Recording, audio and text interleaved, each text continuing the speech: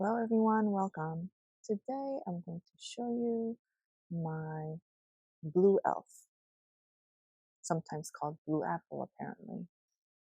So the two pots in the back, they were purchased separately from two different sellers.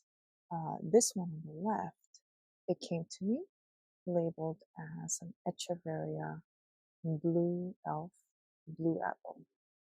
Now this one on the right side came to me labeled as a sedum rosetum, blue elf, as a large cluster. So this currently is potted in I believe it's a 5-inch pot, which I painted myself. I tried. Um, I for a little while I was looking at all these terracotta pots that people were painting, and it looked so great, and I wanted to give it a shot. As it turns out, it's not easy. By all means, I'm not any kind of artist, but I do like to draw and paint. I do that whenever I have a chance and whenever I'm in the mood. And I attempted on this pot. It was really hard. So I had to kind of like paint over it and try to cover my mistakes, and this is what it ended up being. I think it's okay. Anyhow, so I'm not sure why the differences in the in the names. I think when they refer to sedum or echeveria, that's the scientific name. Is that the genus? I'm not really sure, but or the species? No, genus. I think it's the genus.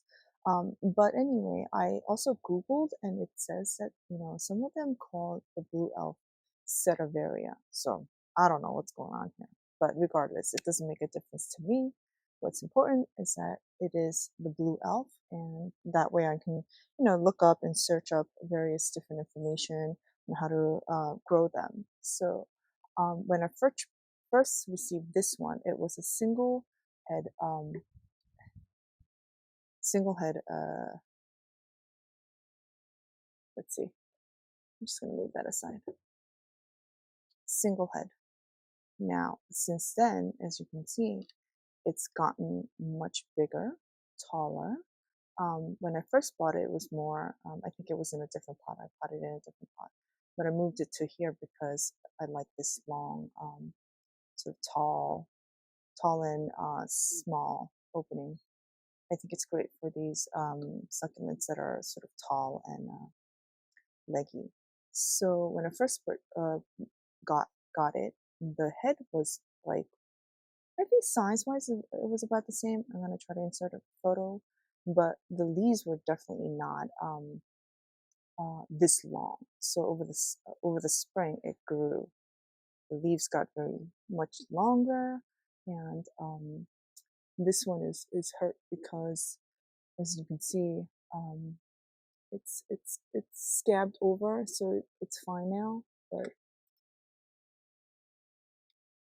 this happened because it was in a plastic pot earlier, and in one of the really windy days, um, it was the rain was in the forecast, and I had a vinyl covering over the side, and it must have blew it over. And when it blew it over, I think it knocked over my blue elf, and I found it the next morning on the floor, and I was like, oh. I was like, oh no! And then it broke my pot, my cute pot. I had bought this series of like girly faced pots, and it broke, so I had to repot it into this. Um, and since I received it, it's put out like ridiculous amount of babies, and it's doing great. As you can see, I'm gonna try to pick off some of these, and when they're this dry, they just come right off, easy peasy. Don't want to hurt the stem, so here we go. So I think it's losing a lot of, it actually put out a lot of dry leaves, and but it's also putting out a a lot of new leaves on top, so not too worried about it. And this is a dried up, oh, came off, yay! Dried up flower stem. And I say yay to this because I don't know if you guys have experienced this, but the flower stems, um, they're just like troublemakers. And a lot of times, like water will you know fall in. I don't know what's the right term, but it will follow its like down the branch and get into the nodes into the center of the face, and it will rot them. It will viruses will go down that way, bacteria, whatever, what have you not, and you bring on a lot of pests. So I know some people like to see the flowers on the succulents. A lot of times when you do that, the flowers, because I guess of the pollen and the sweetness to them or whatnot, it attracts a certain kind of pests. And um, I know that because the big one, I'm going to move this aside and I'm going to show you guys the big one, my big cluster. Originally, it came to me in a much bigger cluster. And, but I soon realized at that time, I was still fairly new at purchasing like big clusters of succulents. And this was, I think, my first big cluster. And I was like, I was so excited. I potted it. I was loving it. I was looking at it. And one day I was just like, I was looking at it really closely. And then I noticed these like white things. Now, this is the literally, I think I actually noticed it in a day or two after I potted them. And it was everywhere, in between, on top. Ooh, and there's a bug right there. A spider. 1 second.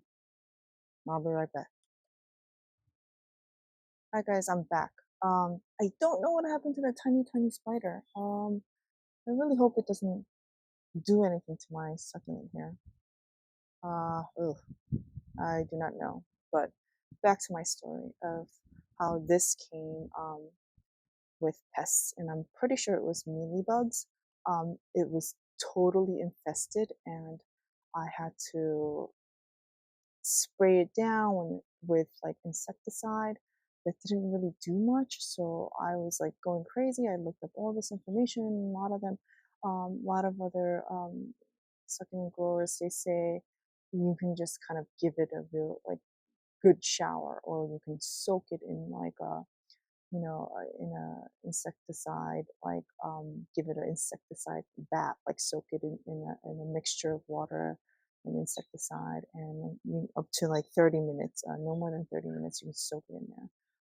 And you have to like completely let it dry. And I did all that. Unfortunately, so the cluster just, I had to pull it apart. I couldn't keep it the way it was because I just couldn't get to every single um, bug that was on. Like it was. I didn't take any pictures, I don't think, but why would you want to look at the? I don't know. Maybe somebody wants to, not me. I didn't take pictures. So what I did was, these were all like pulled apart. They were somewhere that I try to keep the cluster as much as I can, but sometimes it's just not realistic. And um, I let them dry in a basket for, I want to say, like 2 weeks. And then I potted it back into this one. Now, so this is really has rooted well. Now it's solid. As you can see, it's solid. Um, but there was a lot of damage that was done to the branches, to the leaves.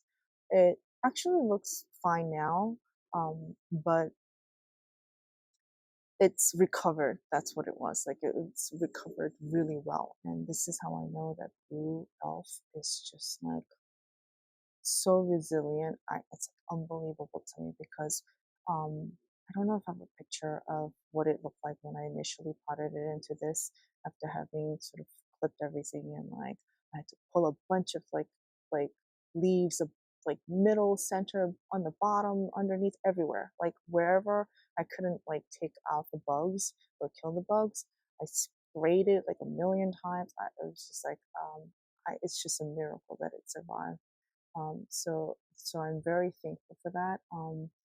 And these, I don't know if you guys seen, in the fall they color up like amazing. I think they might be called also um, blue apple because like the edges of the leaves turn really like red like apple. Maybe, I don't know. That could be just my guess. That's just my guess, but who knows if that's the case. But yeah, these color up so beautifully. It's like um, and I'm just like really thankful that this one like was revived. Um, you can't even tell that that it was pulled apart. You can't even. It's just amazing to me. This and there, this one has put out so many babies. You see it right here, right here. There's a little one coming out even now.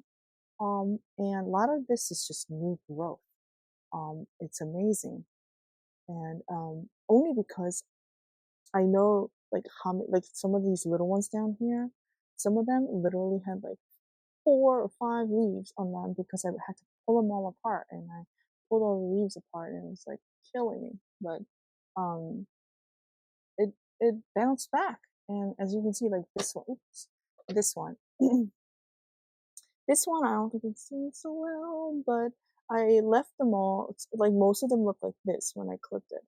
And I left them all here because I was hoping, like, okay, if some of them don't survive, if some of them end up not doing so good, I'll just pull them out and I'll have to discard them then. But I kept my hopes up, and now it's like it's looking great, and it's come a long way in a very short period of time.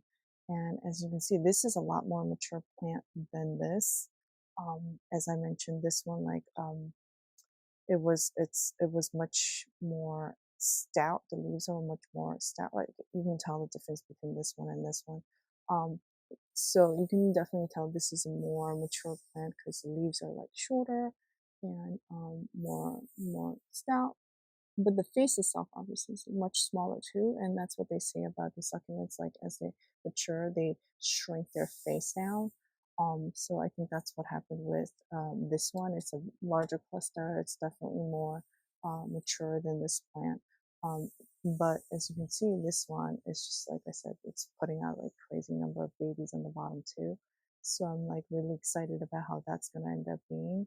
Um, I don't know if they're gonna stay like close to the stem like this, but a lot of them actually just are on the stem or they're like popping out from underneath. So I'm like really looking forward to them in the fall. I'm super excited that this one survived, and I think. Oh, and then of course I didn't even talk about watering and sun and whatnot. These Yeah, I feel like they're not that finicky and they're very easy to tell. Like if they need water, you can tell like they get very sort of mushy to the touch. If they're if they have enough water in them, they're very as you can see, it's just very like sturdy, and yeah, they're very healthy. They're good with the water right now, so I don't need to water them. But if they need water, you can tell right away. The leaves get really limp and sad and mushy feeling. Um, but other than that, the sun, I do think that they um, like the sun, as most succulents do. I don't think they have a huge requirement for the sun because they don't like, as far as I can tell, under my shade cloth and whatnot, they haven't gotten leggy. They haven't, stretched in weird ways looking for the sun, even with the shade cloth. So I think, they're not that finicky as far as the sun is concerned. And they're pretty resilient too. Like, in the one of my previous videos, I mentioned that one of several of my succulents got sunburned in that one, April, uh, not one, like 3 days of like 90 plus crazy heat wave that we had. This was actually out there as well, and it did get sunburned, and some of them got sunburned, and you'll see here, like, let's see, this is like a little bit of that in here. You'll see a little bit of that, like this. This is all sunburn here. This one. I didn't realize I didn't tilt it far enough. This is sunburn. But for the most part, like I think the ones that got sunburn already dropped. They were like this grows so fast that even though that happened in April, uh, it already all put out new leaves, and the sunburned leaves are gone already. You can't even see. But it had like several. But as I mentioned, it was like 90 plus degrees, 3 days of that, and it was like I just left them out there in the blazing sun. So you can tell that these are very resilient plants. Um, okay, I think that's it for today. Hopefully, I can post some more videos in the fall of these and see how they color up. I'm very excited about that. Okay, guys. Thanks for watching. Bye now.